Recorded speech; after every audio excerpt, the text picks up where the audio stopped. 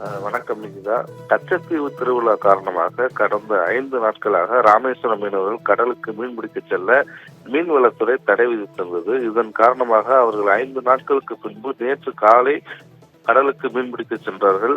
இவர்கள் நெடுந்தீவு அருகே மீன்பிடித்துக் கொண்டிருந்த போது அங்கு ரோந்து வந்த இலங்கை கடற்படை ஒரு விசைப்படகையும் அதிலிருந்த 3 மீனவர்களையும் கைது செய்து தற்போது காங்கேசம் துறை கடற்படை முகாமிற்கு அழைத்து சென்று விசாரணை மேற்கொண்டு வருகிறார்கள்.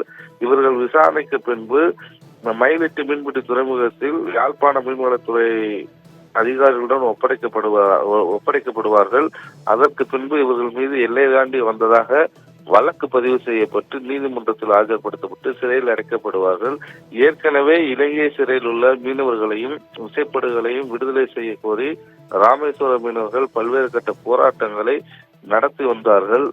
இந்த சூழ்நிலையில் அரசின் பேச்சுவார்த்தை எடுத்து அவர்கள் கடலுக்கு மீன்பிடிக்க சென்றனர். மீன்பிடிக்க சென்ற 2 தினங்களில் கச்சத்தீவு திருவிழா காரணமாக தடை விதிக்கப்பட்டுள்ளது.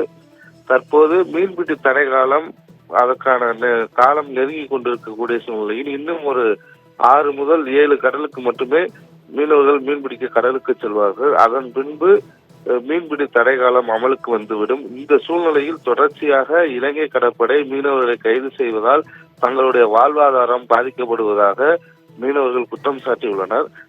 இது ஒரு பக்கம் இருக்கும் பட்சத்தில் கச்சத்தீவு சென்ற மீனவர்கள் இலங்கை மீன்வளத்துறை அமைச்சரிடம் ஒரு பேச்சுவார்த்தையை நடத்தினார்கள்.